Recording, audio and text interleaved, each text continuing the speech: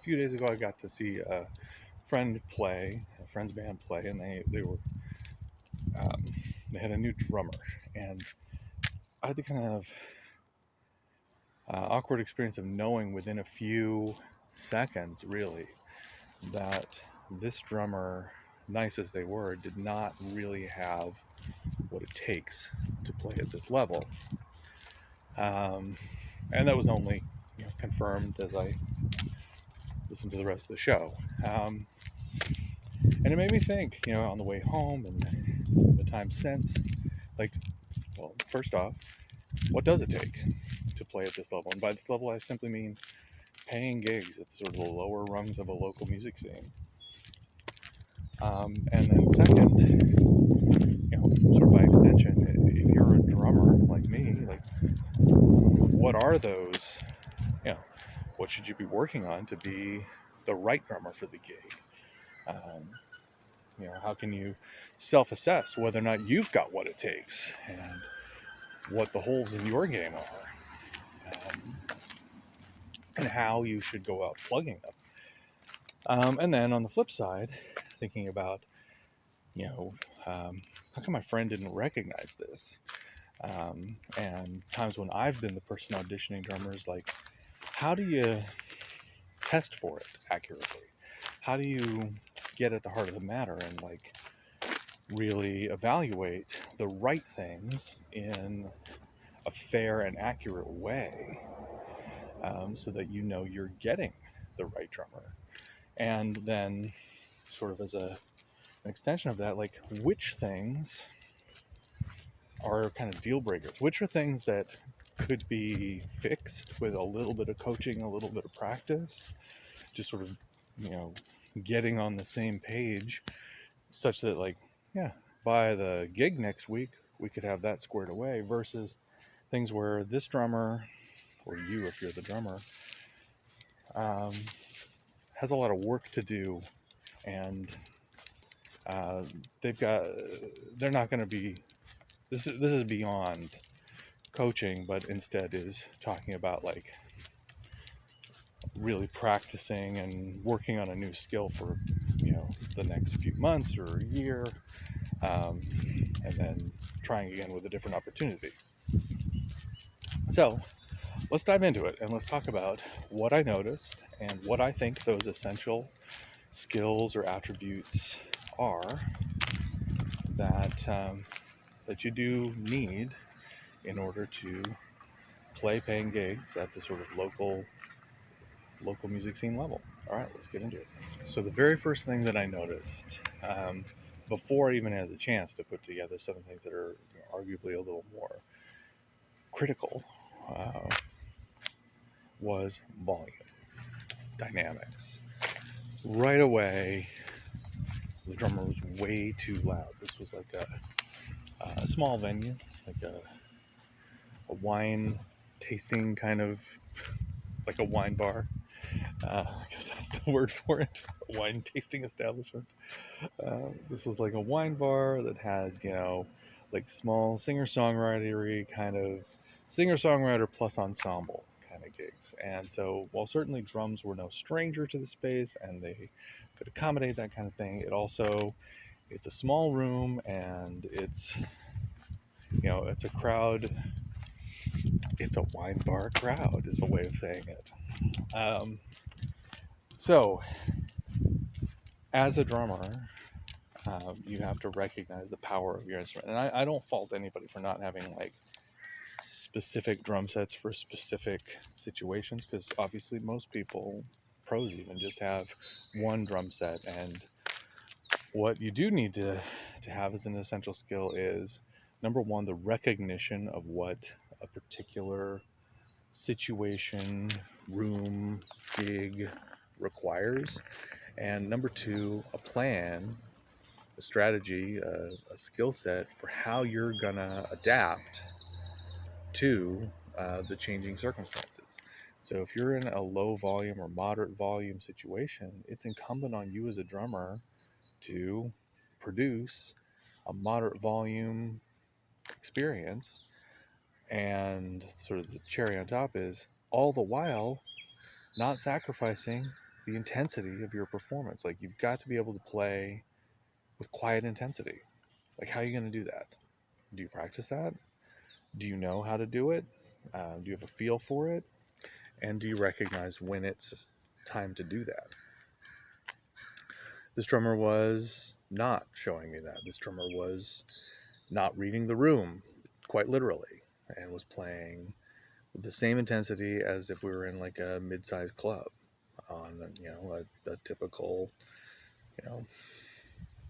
12, 16, 22 inch kit with a big, deep, what looked to be like a hammered brass snare. A really nice kit, but like a kit that's more of like definitely a rock and roller's kit and a rock and roller's attitude and a rock and roller's volume.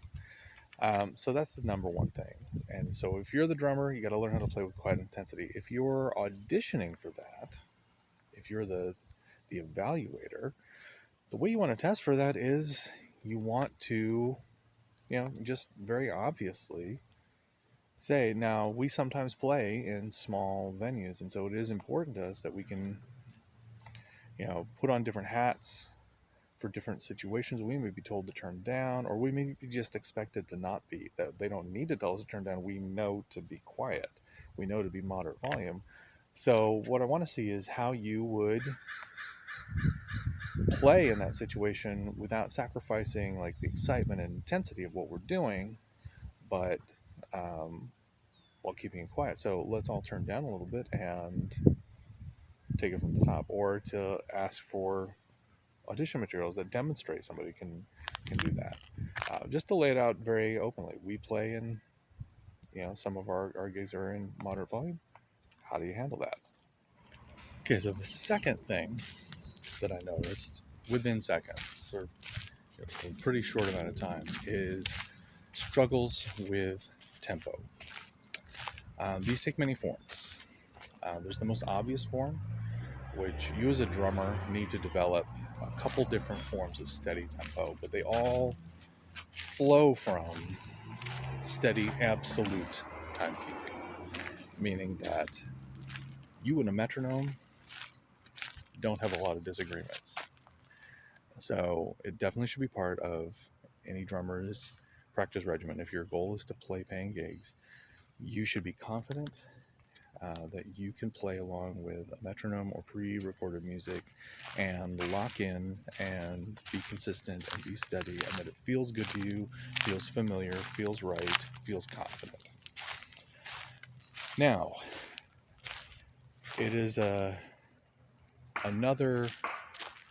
it's just as bad if you, the drummer, are obstinately, absolutely in time with an unseen metronome that was not invited to the gig, and everybody else is feeling it differently. Everyone else is a little more elastic. It doesn't matter that you, in this situation, are, in one sense, arguably correct. You are playing 120 beats per minute. But they're breathing between 118 and 122, and you're all not in with each other. That's sort of the next level for drummers, is playing with people where you know that you have confident, steady time, such that you can allow for elasticity and keep the ensemble near home. That you don't let it be a steady drift from 120 to 122 to 128 to 132, but instead that you allow it to be 120 and a little push to 122 and back to 118 and up to 120, that you allow that elasticity to occur because you're attuned to the other musicians and the musicality of the moment. That's kind of the ultimate goal, is that you want to combine confident absolute timekeeping with, some kind of elasticity, some kind of reliable elasticity that keeps everyone tethered to home. As an evaluator, first off, I'd say to you, you need to be really realistic about your own abilities as a timekeeper. Every musician needs to know how much they fight the metronome. and presuming that you are reasonably consistent yourself, the best evaluation you can perform is to play with the drummer and to say to yourself, am I fighting them on tempo? Can they lock in with me? Because if you are reasonably consistent and you are fighting your drummer on tempo, that means that this drummer has trouble with locking in. And that's going to be a persistent problem. So whereas when we're talking about in the first segment, we're talking about volume, that's something you can coach. That's something where you can tell a person, hey, I need you to be a little quieter, and here's how I want you to do it. And in a lot of cases, it's just a matter of like, yeah, that's the kind of thing that can be controlled for with willingness. But with tempo, that's a lot of work. That's months of work, months or years of work to get to the point where you're not fighting it. So if you're sensing that as an evaluator, my advice is it's time to move on. Like, this is probably not the right person for you. And I was definitely sensing they were not locking in with each other. I know this player. I know my friend I've played with, and I know that they are, for a drummer who knows how to lock in, they're pretty easy to lock in with. So if there's a struggle, that's a big red flag for me. Okay, so closely related to struggling to be locked into each other's tempo and whatever elasticity feels right to this ensemble, but is reasonable to the genre, to our general expectations, is feel. There were struggles of feel. And specifically what I was noticing right away in the first song is, this is a song that, in terms of how the songwriter, the lead singer, and guitar player manifest things, how they play it. There's a little subtle shuffle. It's not exactly Rosanna, but there's an unmistakable swing to it. And this drummer was playing it straight as an arrow. And that just feels akimbo. Like, that's got a whole lot of misalignment and just discomfort. And as a drummer, if you can't hear where on the spectrum of straight to swung we are, if you can't adjust and just feel it, that's a big problem. So as a drummer, that is something that you should practice. You should find example songs that are different stages along the way, and you should know how to adjust. You should make an exercise out of it, out of moving your 16ths from 100% straight to swung. There's some metronomes or online metronomes that you can have coming out your DAW that can give you a shuffle variance so that you can listen to yourself play and see how well you do it. But really, there's no substitute for going and playing with other people. So here is a place where getting out to jam nights, jamming with friends, playing in different styles, playing some blues, playing some jazz, playing some funk, can help you kind of dial it in. As an evaluator, again, you first need to know yourself. Ideally, you understand that that's something that you're doing. And ideally, you ask people to give you examples of how they play in that style, or play with them and see if you're fighting. It's the same evaluation. If it feels like a struggle, it's gonna be a struggle. Because that should be something that a good drummer immediately recognizes, immediately adjusts for, and immediately locks in with. unexpected shifts in feel notwithstanding. If you're laying down a feel and they're not with you on it, that's a definite red flag. Okay, so let's talk about one last thing I noticed, and then one thing that wasn't present in this, but that is a consideration in general. Okay, so the last thing I noticed, which is kind of a combination, speaks to all of the things I've mentioned so far, but is also its own thing, is playing for the song. So if you are a drummer looking to play paying gigs, as a sub, as a ringer, or you're auditioning and you're trying to be somebody's drummer, you have to learn the difference and the skill of the difference between, like, I'm a good, skilled, choppy drummer, and I'm somebody who locks in not only with the tempo and the feel and the dynamics, but also the mood, the vibe, the melody, the arrangement of these songs, and I naturally contribute in service of the song. That's a hard thing to nail down. It's not a matter of practice with the metronome, but it's one of the most important characteristics to have. It's one of the most difficult things to evaluate because it could just be around the corner. There's no one right answer.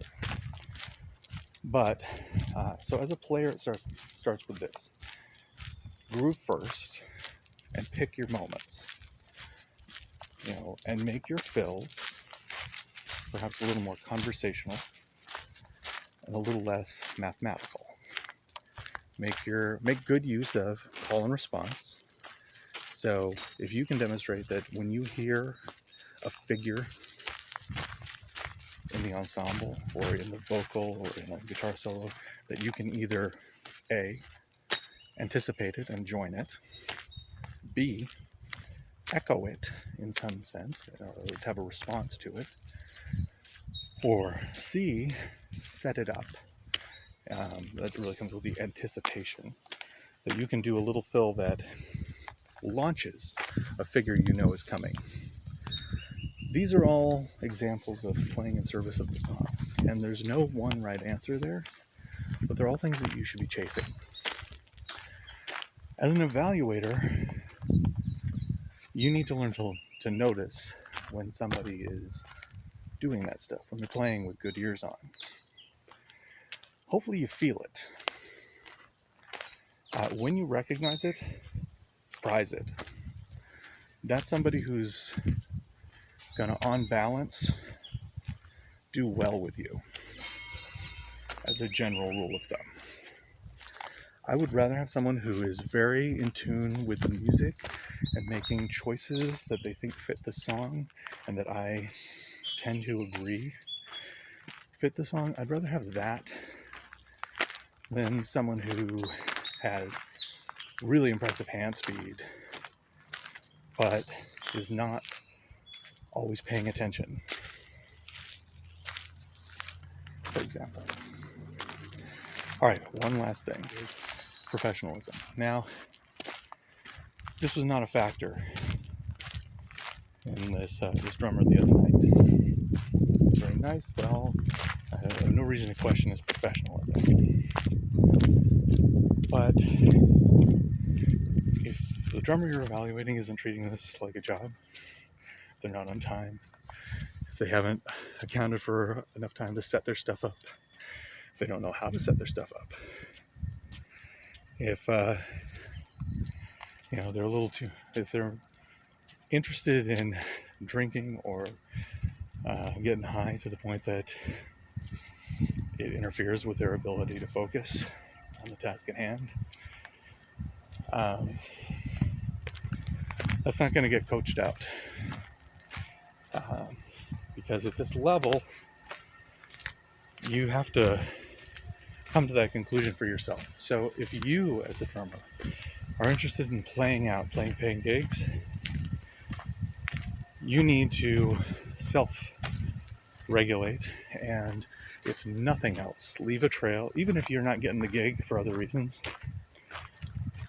Whenever someone speaks your name, they need to think positively about how you took it seriously, how you were prepared, you were serious, you you know you did all the little things. You just weren't the right fit. Because this is a networking game, and if you are a jerk, if you're unreliable, if you are a pain in the butt in any way, you're going to poison the well for a long time, because people remember that stuff. If you're the evaluator, professionalism needs to be on a very short leash. Don't hire jerks. Don't hire people who have, who can't show up to anything on time. We're constantly making you nervous and having a lot of last minute. You don't want that reflecting on you. And don't work with people who can't get the job done because they're just not in their right mind. They're not thinking right. They're drunk. They're high. It's really common in our industry, but you can't tolerate it. If people can't handle their business, you can't make that your problem. All right. So, on that note, hopefully I've given you enough to think about how to evaluate, how to self-evaluate, and how to spot what it takes. These 5 basic things that are definitely go a long way towards what it takes, having what it takes, and hopefully you can make sure that you have what it takes. And there's probably more things. And if you can think of something good, drop it in a comment below. And until next time, take it easy.